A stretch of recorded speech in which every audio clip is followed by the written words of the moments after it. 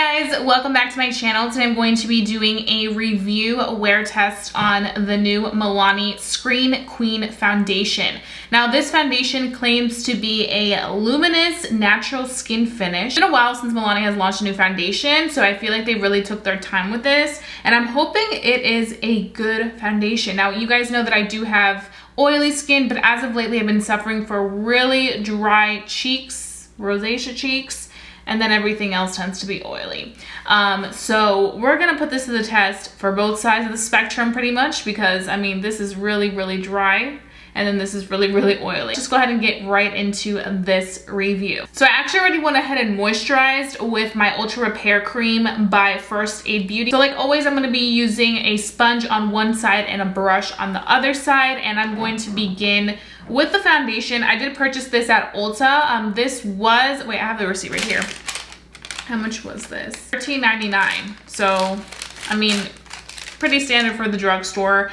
This does contain 1 ounce, so very standard size. And I did purchase this in the shade Golden Sand 310.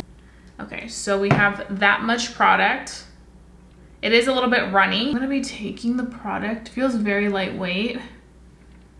And I'm just gonna be applying it on this side. Now this was the darkest shade that they had, so I don't know if it's gonna be my exact match, but we're gonna try to work with it. I'm just gonna be using my damn sponge. You guys know I always use my e.l.f. sponge.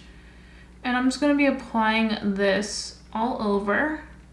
And I'm not expecting a full coverage right away because it does claim to be a light to buildable coverage. Blending out very nicely. People that like a very natural finish are going to love this. So you guys know my cheeks are a little bit dry, and it is clinging to certain little dry patches. But I thought it would be a little bit more luminous than it's looking right now. So I guess that's a good thing for people that don't want a foundation that's gonna leave them completely like dewy and like wet looking. You'll get a very healthy skin look. So I'm gonna be taking a little bit more because I just wanna build up a little bit on this side, but you guys can see the difference. The areas where I'm really evened out, it looks completely great. If you have very even skin, you're probably gonna like this because you won't need that much product, but it covers immediately. So I'm gonna be taking some more of the product, not too much.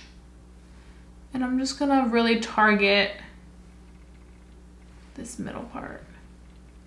And like I mentioned, I am in the shade Golden Sand. I feel like the shade isn't bad at all. It actually is pretty good. So this is pretty much with one side complete. So you guys can see you're able to cover a good amount with just one pump. But if you do have extra things you want to cover, I would probably go in with a second one. Not too much because I still have a little bit of that left. I just don't feel the need to use any extra if I don't need to. And I feel like with this look, I don't need to go further with it. So I think that's good enough. So now I'm going to be taking my Morphe JH03 brush, and I'm going to be applying the product on this side. And I'm just going to kind of blend it in. I mean, it definitely concealed the redness a good amount. You can still see the redness, but it definitely looks more diffused than when it has nothing on it. So now we're going to go in with a full pump, and we're going to begin applying. I like how fresh it feels, but it's not such a runny consistency. It's like fresh in a good way. I feel like this also gives you a more fuller coverage with a brush, just because with a damp sponge, it ends up picking up a little bit more of that product. But I feel like with a brush, it really doesn't absorb anything because it's not damp. I love a sponge. It's one of my favorite ways to apply foundation. But definitely when I'm looking for fuller coverage, especially with buildable foundations, I want something that's gonna be a little bit more of a fuller coverage. I think with one pump and a brush, you're good to go. But I think with a sponge, it's a pump and a half for you to get like that full coverage if you do have skin like mine. Okay, so I have the foundation on both sides, and I feel like the foundation looks great everywhere except for on the cheeks. It's definitely clinging onto my dryness, and it's kind of looking like there's product on top. So I would say if you do have very, very dry skin, that's just something to know. Do I think this is gonna be like completely game changer? I mean, so far there's nothing that's like has me screaming like, oh my God, this is amazing from anything I've seen already.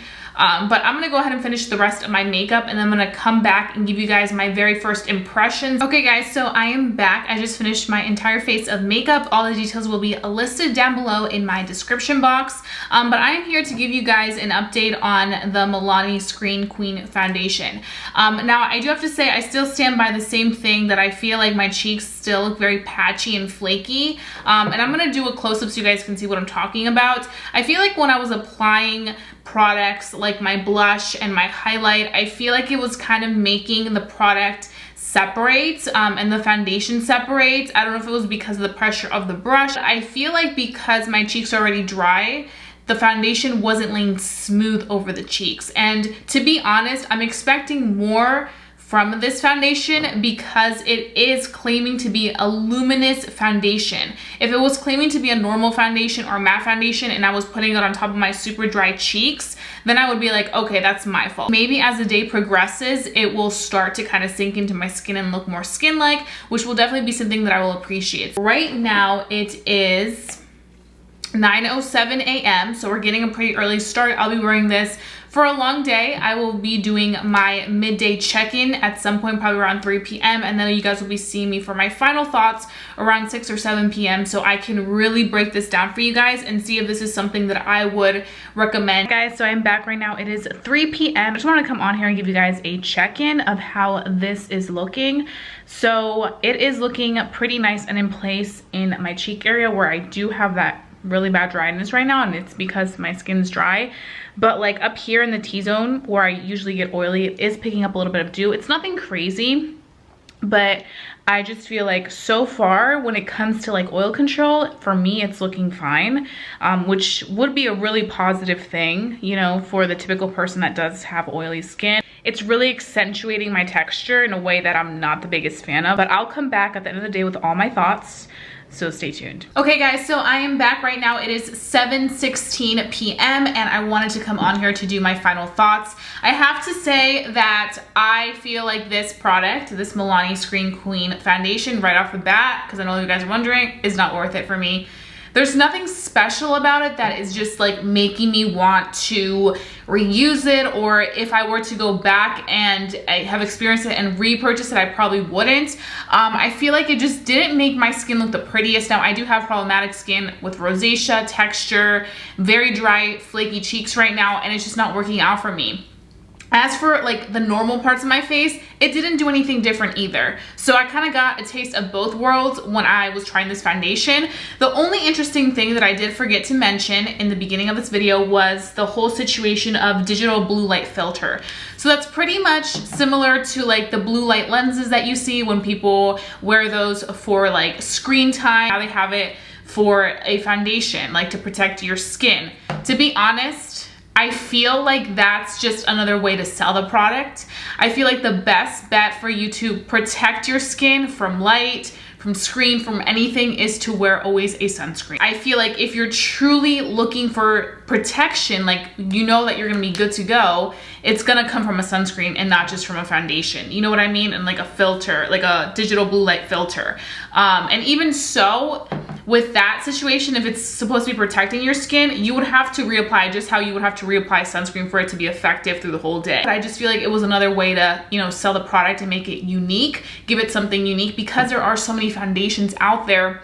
Brands need to find things that will make them stand out. Now, the good thing about this foundation is that there are 45 shades, which I think is fantastic, especially for a drugstore brand. But I just feel like for me personally, just off of using it and vibing with it, it's not worth it for my skin type. I have problematic skin. Now, if you're somebody that has very perfected skin, very even skin, more of like, you know, people that are just getting into makeup, I think you would enjoy this. Those are all my thoughts. I know it was kind of like very direct, but you guys know I always like to be honest with you guys, give you guys the tea, because I don't want you guys wasting your money if you don't need to waste your money. Thank you so much for watching. Don't forget to subscribe, because I would love for you to become a member family here on YouTube. I wouldn't want you guys to miss my videos for the world. And lastly, give this video a big thumbs up if you enjoy watching my foundation reviews. Bye guys.